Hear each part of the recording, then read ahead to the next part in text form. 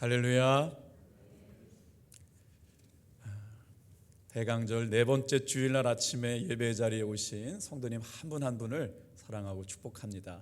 오늘 저는 히브리서 5장 5절에서부터 10절의 말씀을 가지고 내 영혼을 위한 대제사장이란 제목의 말씀의 은혜를 나누려고 합니다.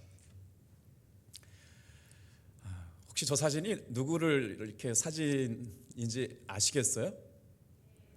수준이 높으시네요. 저도 처음 봤어요. 친절하게 BTS라고 이렇게 써놓으셨는데요. 조금 사진을 좀 띄워주세요. 2013년 6월 13일에 데뷔한 7인조 보이그룹입니다. 지금은 세계 최고의 인기를 끌고 있는 K-POP 뮤지션들인데요. 방탄소년단의 멤버는 진, 슈가, 제이홉, 랩몬스터, 지민, 비정국, 정말 이렇게 세대가 좀 다르는데요. 애들은요 이름만 나오면 방방 뜨고요, 막 소리를 지르고요. 아이돌 이렇게 따라다니는 그 군대가 있어, 아미라고요. 이들이 2020년 8월에 다이너마이트라고 하는 노래를 발매를 했는데 뮤직비디오 유튜브 조회수가 세상에 2021년만 1억 100만 뷰가 넘어섰는데요. 그 분은 24시간 최단시간에 역사상 최고로 많은 사람들이 시청했다는 기록을 갖고 있다는 거예요. 참 대단하죠. 그래서 하는 언론사에서는 BTS를 걸어다니는 대기업이라고 이렇게 표현했대요. 자, 목사님이 중요한 설교 시간에 저렇게 서론이 길까 그럴 것 같아요. 여러분, 요즘 세상 BTS 같은 가수들이 어디에 있을까요? BTS를 빗대어 오늘 설교 말씀을 시작해 보려고 합니다. 우리 다 같이 한번 따라해 주시겠어요? 우리에게 예수님 같은 대제사장이 어디 계실까요? 한 목사님께서 간암으로 돌아가시게 되었어요. 후배 목사님의 안타까운 마음을 가지고 찾아뵙고 인사를 드리러 병문안을 갔더니 목사님 얼굴이 벌써 검게 변해 있고 눈은 노래지시고 복수는 이렇게 크게 차가지고 배가 불뚝하게 되었는데 치근하기가 이루다 말할 수가 없었대요. 이런저런 얘기를 하다가 목사님께 질문했답니다. 목사님은 어떻게 하시다가 목사님이 되셨어요? 그때 들려오는 한마디. 어느 날 주일날 예배를 드리고 있는데 강단에서 선포되는 목사님의 말씀이 그대로 믿어졌다. 수없이 드리지는 예배가 아니라 강단에서 선포되는 하나님의 말씀이 여러분과 저에게 믿어지는 시간 되기를 축복합니다. 어제 정말 사랑하는 한 목사님의 장례식을 다녀왔어요. 광천감리교회를 담임하시는 이필준 목사님이신데 김장을 하시다가 김장을 마치시고 김장독을 저렇게 움직이시다가요 뇌혈관이 터져가지고 돌아가셨어요.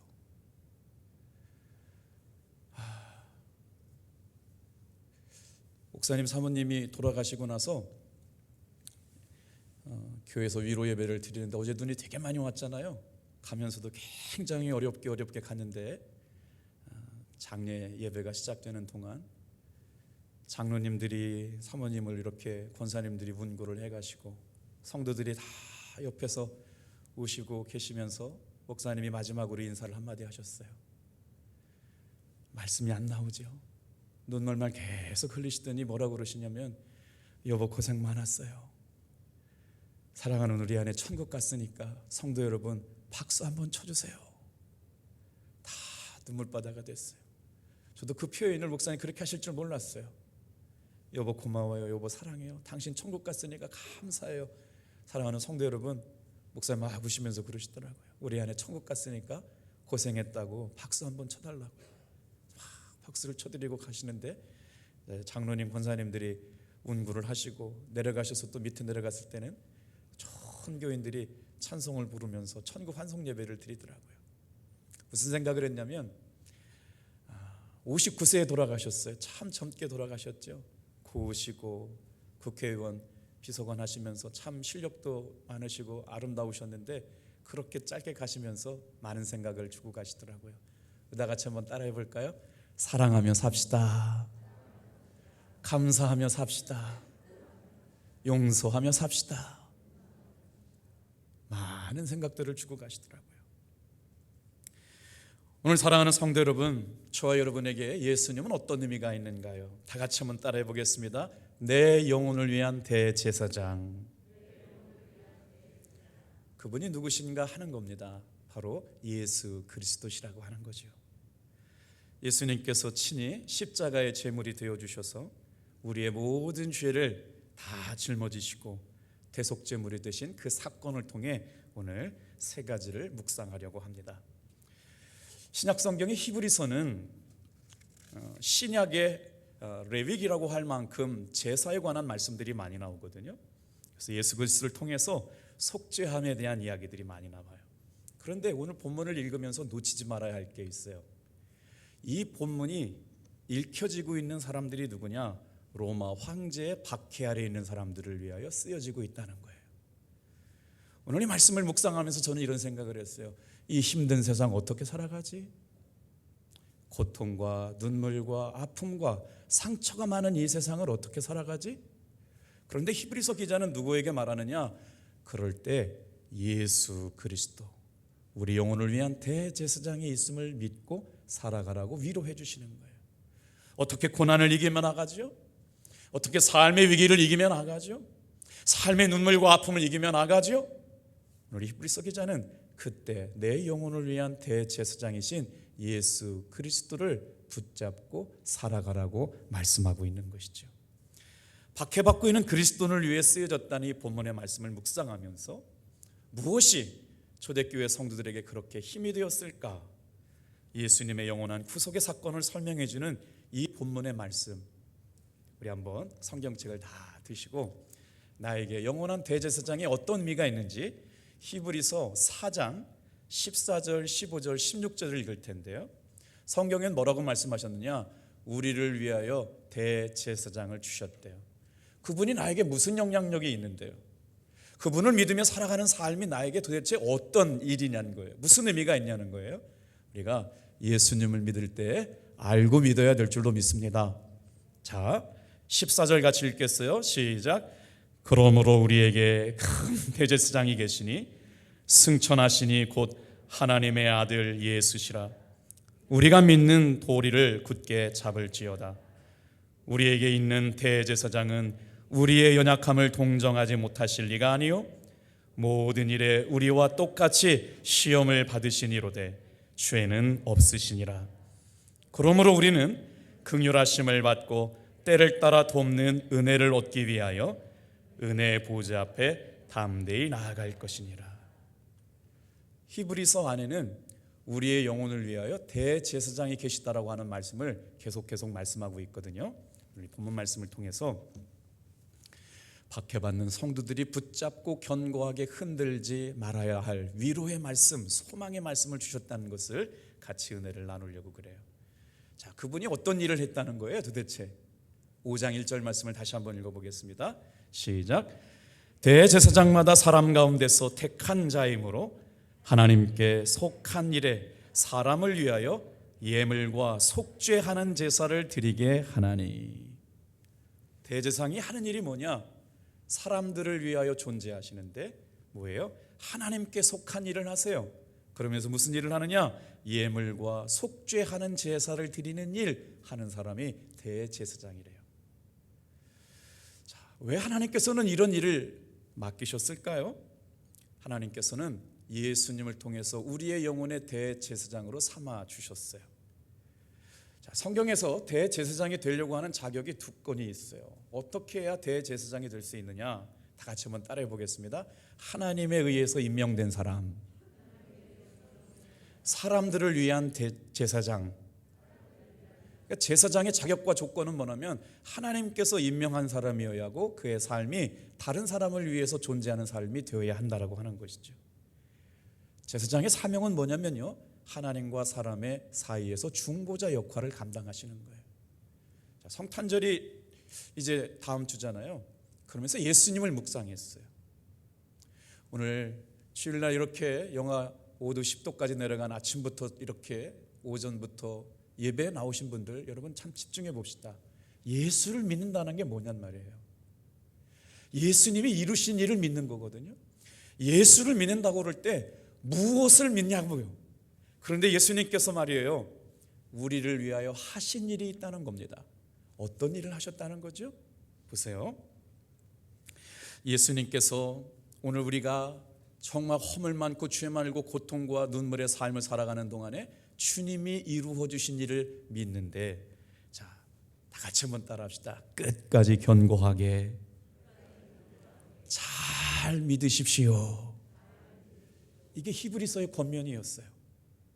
그리고 나서 5장에 오고 나서 구약의 대제사장들과 신약의 대제사장이신 예수님이 하신 일을 비교하고 있거든요.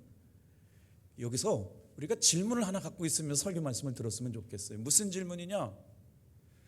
예수를 믿는 믿음의 도리를 붙잡고 있는 것이 고난을 이길 수 있다라고 얘기하고 있어요. 예수님을 믿는 믿음의 삶이 삶의 눈물의 삶을 이길 수 있다라고 얘기하고 있어요. 아멘이 안 나오네요. 예수님을 믿고 살아가는 삶이 지금 우리가 당하고 있는 아픔과 상처와 눈물을 이길 수 있다 라고 말하고 있는 거예요.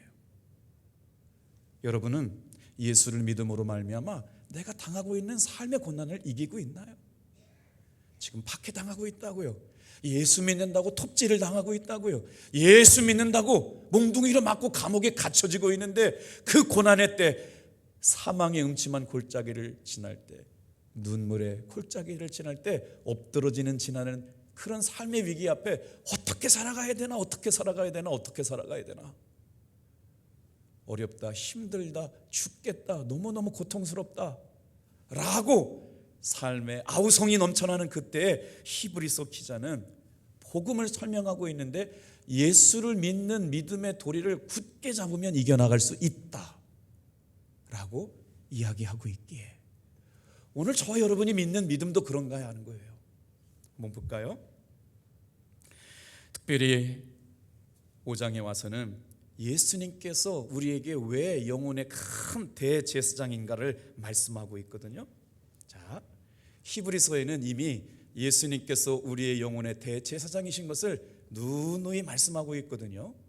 히브리서 2장 17절 말씀을 같이 한번 읽어볼게요. 시작. 그러므로 그가 범사의 형제들과 같이 되심이 마땅하도다. 이는 하나님의 일에 자비하고 신실한 대제사장이 되어 백성의 죄를 속량하려 하심이라. 예수를 믿으면 우리의 죄의 문제가 해결됩니다. 예수님을 믿음으로 말미암아 이 시간 정말 중요한 것은 내 삶에 묶여있던 모든 얽매이기 쉬운 죄와 허물이 사함을 받습니다. 우리가 예수를 믿는 것은 교회를 왔다 갔다 하는 그것이 아니라 내 삶에 묶여있는 사탄의 권세로부터 자유함을 얻고 내 삶에 묶여있는 모든 결박으로부터 해결될 뿐만 아니라 내 삶에 해결할 수 없는 연약함을 여러분 이겨나갈 수 있는 위로와 힘이 되신다라고 하는 말씀을 굳게 잡으라고 하는 말씀이 믿어지게 되길 바랍니다. 여러분도 그러시냐고요? 예수를 믿는다는 것이 내 삶의 고난을 이길 수 있나요? 예수를 믿고 살아가는 것이 내가 가지고 있는 삶의 연약함을 이겨낼 수 있는 힘이 되는가요? 그러면 예요. 저 여러분의 삶의 신앙이 무기력하고 그지없어서 교회 나오는 것, 주일날 예배 한번 드리는 것도 힘겨워하는 것이 아니라 내 삶의 고난, 내 삶의 눈물, 내 삶의 아픔, 내 삶의 상처를 이기고 나갈 수 있는 힘과 위로와 소망이 되시는 분만 크게 아멘할까요? 할렐루야. 그래서 그 믿는 도리를 굳게 잡으라고 하는 겁니다. 우리를 도울 힘이 어디로부터 공급되고 있나요? 그래서 백성의 죄를 속량하게 하시려고 영혼의 대제사장이신 예수를 주셨다. 그분이 오시는 때가 바로 언제냐? 성탄절이라고 하는 거죠. 자, 히브리서 3장 1절 말씀 다시 한번 예수님께서 우리 영혼의 대제사장 되심을 말씀하고 있습니다. 같이 읽어요. 시작. 그러므로 함께 하늘의 부르심을 받은 거룩한 형제들아, 우리가 믿는 도리의 사도이시며 대제사장이신 예수를 깊이 생각하라. 저는 오늘 이 말씀을 묵상하면서 너무 은혜가 됐어요. 우리 성도 옆 분께 이렇게 인사했으면 좋겠어요. 성도님은 하늘의 부르심을 받은 거룩한 형제입니다. 여기에 함께라고 하는 단어를 주목해 볼까요? 함께, 하늘의 부르심을 받은 거룩한 형제들아. 어제 장례를 지내는데요, 장로님들하고 권사님들하고 사모님을 메고 나가는데 교인들이 다 울어. 옆에서 천국 가는 밝은 길을 불러주시는 성도님들이 다 울더라고요. 한 발짝 두 발짝 한 발짝 두 발짝을 내려가는데 성도님들이 사모님이 돌아가신 걸 애타며 다 눈물을 흘리더라고요. 그래서 깨달았어요. 우리 성도님들이 나한테 이렇게 귀한 분들이구나. 우리 성도님 한 분만 한 분이 이렇게 존귀한 분들이구나. 나에게 그런 일이 일어날지 안 일어날지는 모르겠지만, 그래, 우리 교회 안에 성도라고 부름받은 사람들 다 같이 한번 따라해 볼까요? 함께. 조금 너무 약해요. 함께 하늘의 부르심을 받은 거룩한 형제들아. 이게 성도라고요. 그냥 교회 와서 예배 한번 드리고 흩어지는 그런 사람들 아니라, 예배를 드리는 저와 여러분의 부르심은 함께 하늘의 부르심을 받은 거룩한 형제들이요 자매들이라고요. 마지막 순간에 여러분 찬송해주고 위로해주고 울어주는 분들이 성도더군요. 그래서 돌아오면서 그랬어요.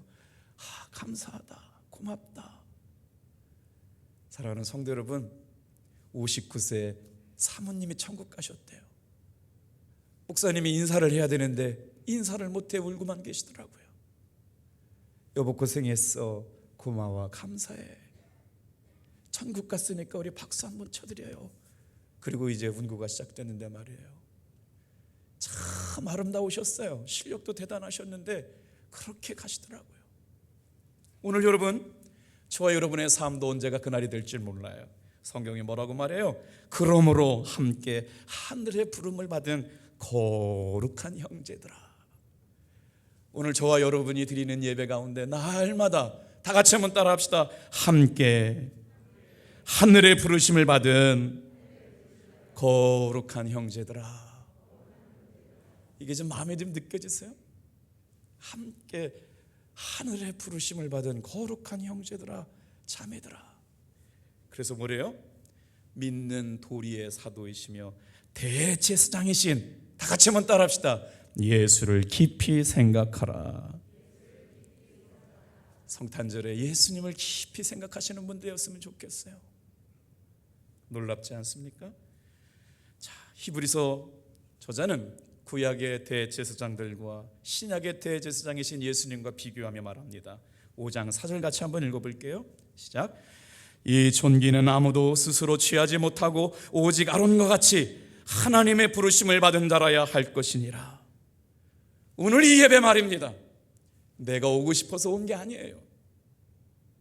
주님께서 불러주셨기 때문에 예배 자리에 나왔어요.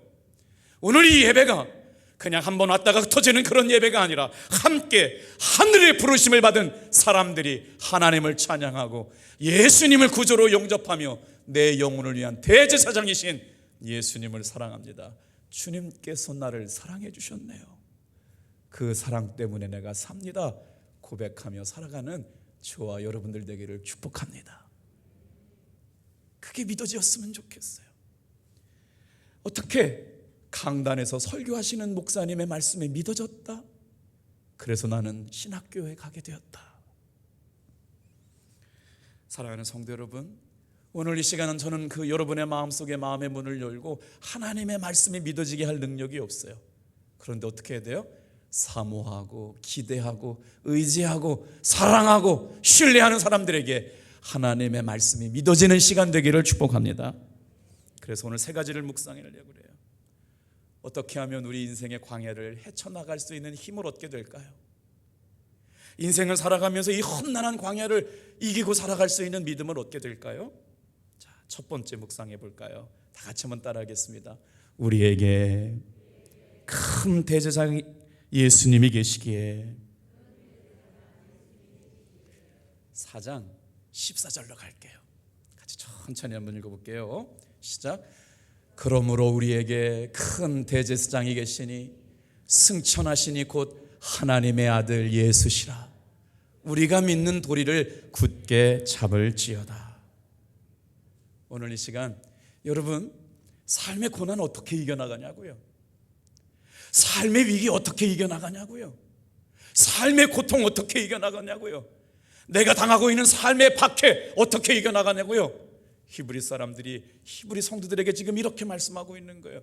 믿는 도리를 굳게 잡아요. 믿음의 도리를 탈락하지 말고 굳게 붙들어요. 그게 이기는 힘이라고요.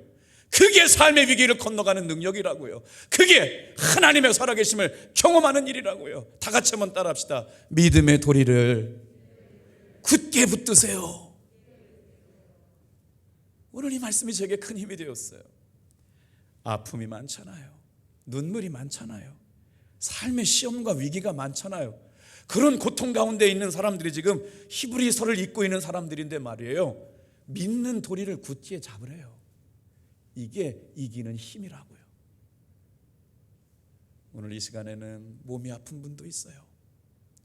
정말 위기가 있는 분도 있어요. 내 힘 가지고 삶의 위기를 건너가지 못하는 분도 있어요.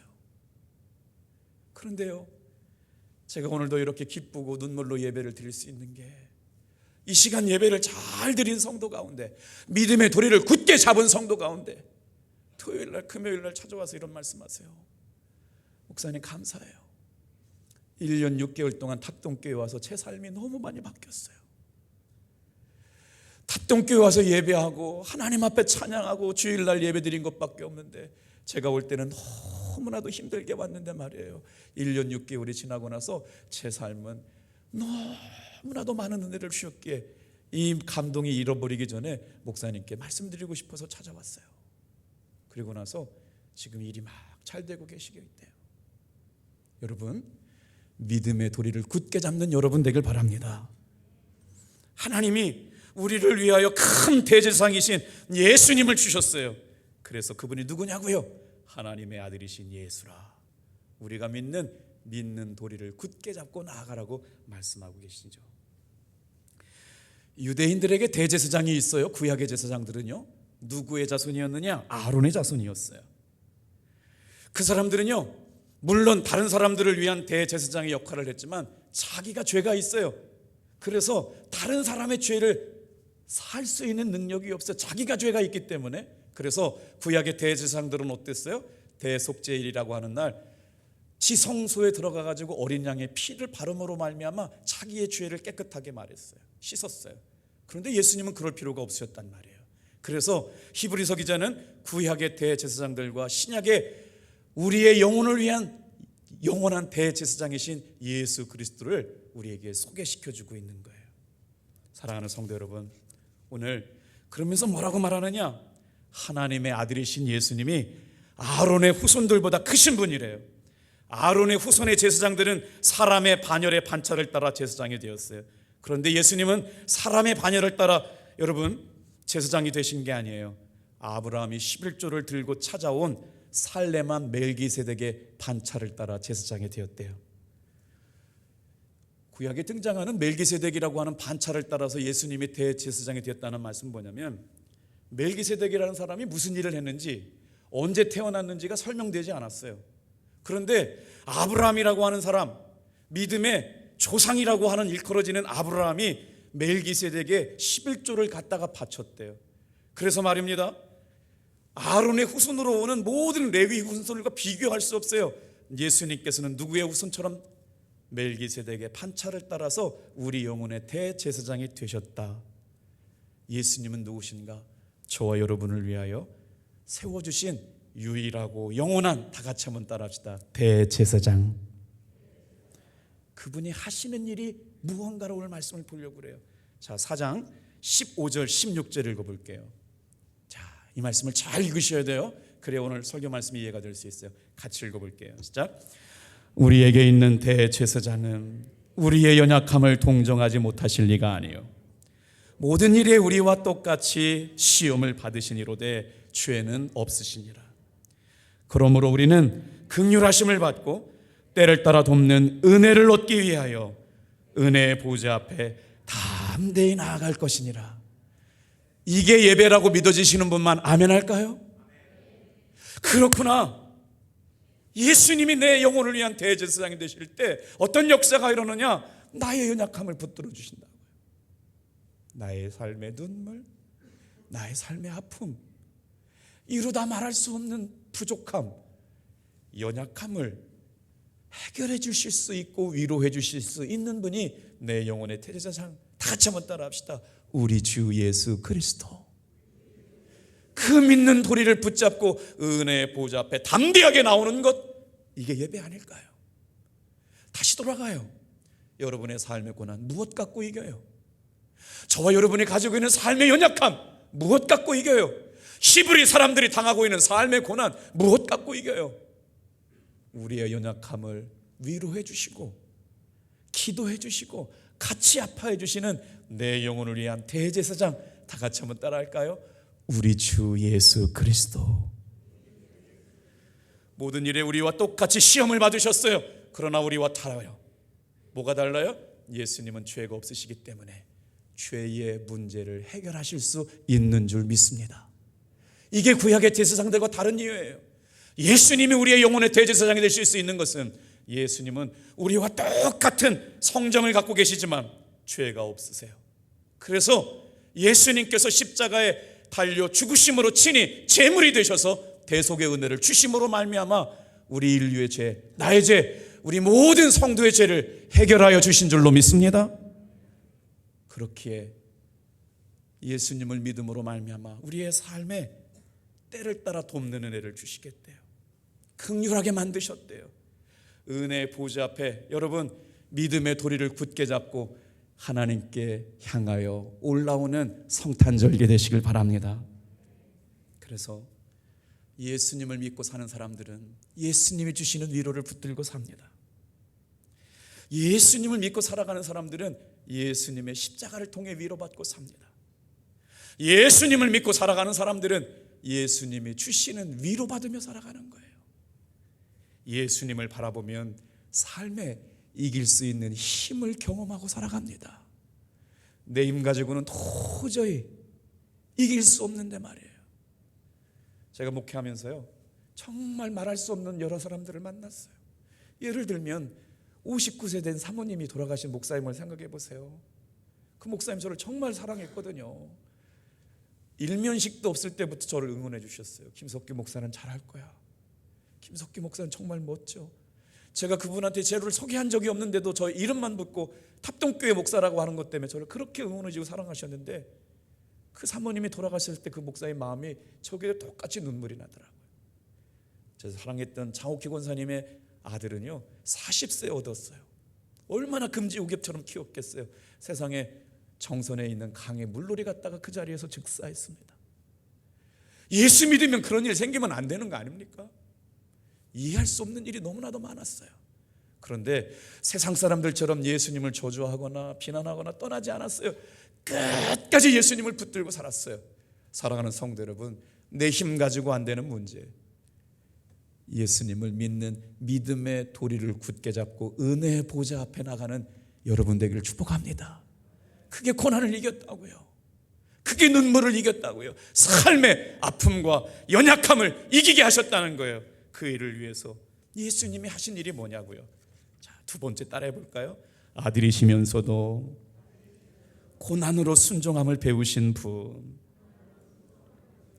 예수님께서 이 땅에 오신 것을 인카네이션 그럽니다. 하나님은 이 땅에 오실 수가 없어요. 왜냐하면 하나님이 이 땅에 오시면 하나님을 보는 사람은 다 죽잖아요. 그래서 어떻게 오셨어요? 사람의 몸을 입고 오셨어요. 예수님께서 이 땅에 오시면서 우리에게 보여주신 일은 두 가지입니다.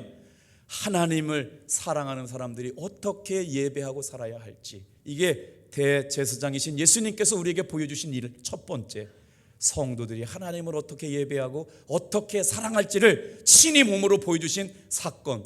이것이 첫 번째 대제사장의 사명이라면, 예수님이 우리에게 보여주신 것은 또 한번 따라해 볼까요? 육신을 입고 십자가에 죽으셨다. 이 일을 친히 이루신 분이 예수님이시거든요. 그러면서 아들이시면서도 고난으로 순종함을 배우시는 분. 신앙생활 하면서 여러분, 때로 고난의 때를 지나갈 때가 있어요. 사망이 음침한 골짜기를 지나갈 때가 있어요. 눈물을 흘리지 않고 한 발짝도 나아갈 수 없는 연약함을 지나갈 때가 있어요. 여러분, 7절 말씀이 오늘 너무나도 은혜가 됩니다. 우리 큰 소리를 한번 읽어볼까요? 자, 시작. 그는 육체에 계실 때 자기를 죽음에서 능히 구원하실 이에게 심한 통곡과 눈물로 간구와 소원을 올렸고 그의 경외하심을 인하여 들으심을 얻었느니라.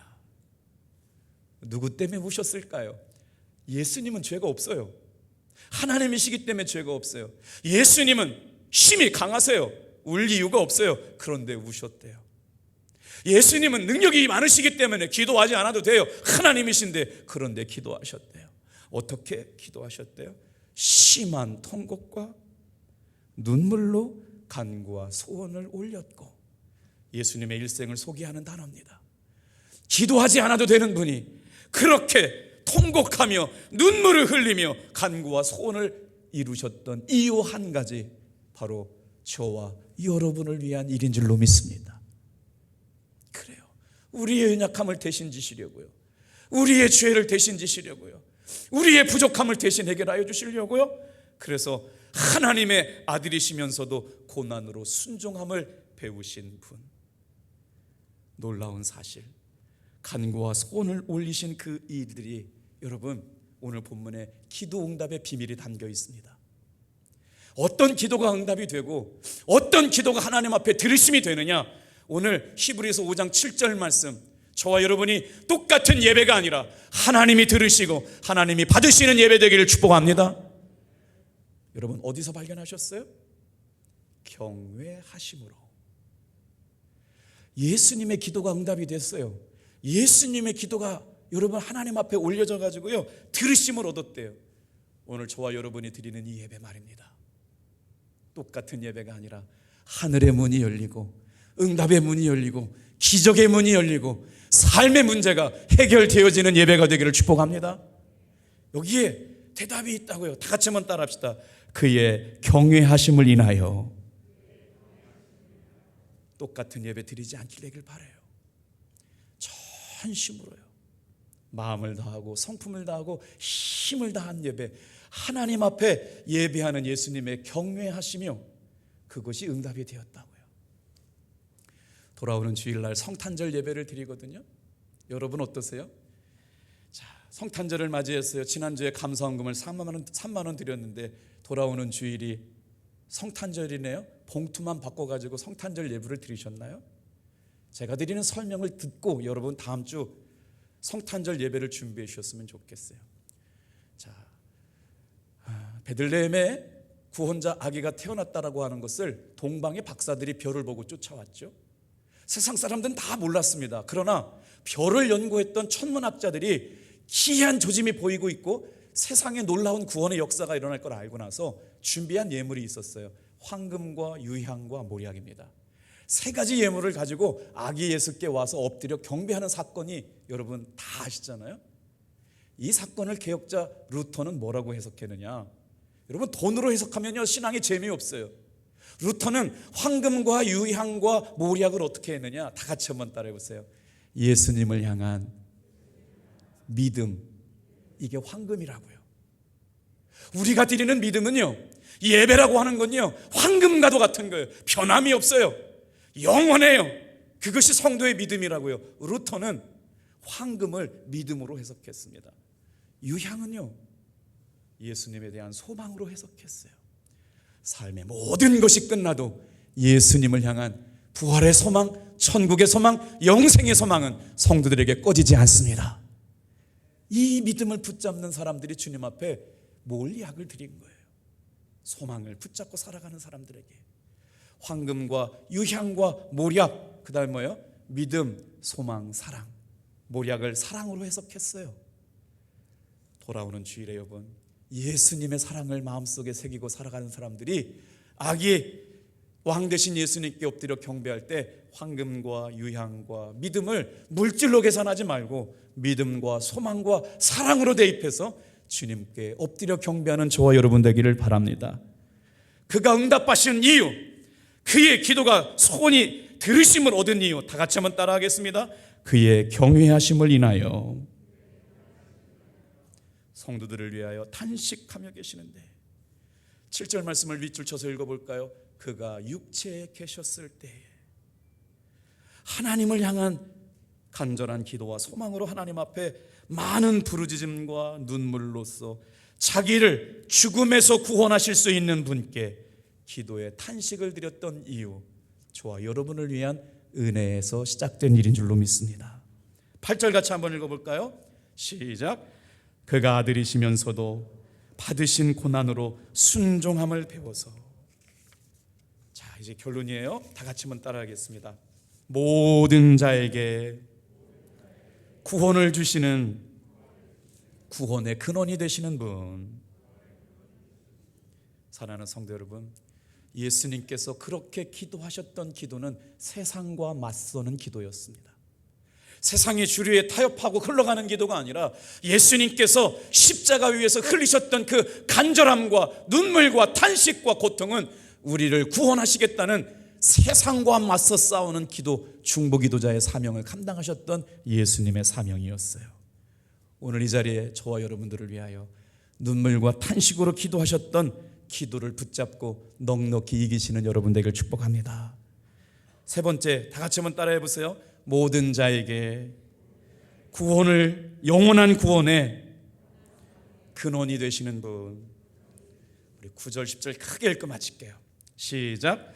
온전하게 되셨은즉 자기에게 순종하는 모든 자에게 영원한 구원의 근원이 되시고.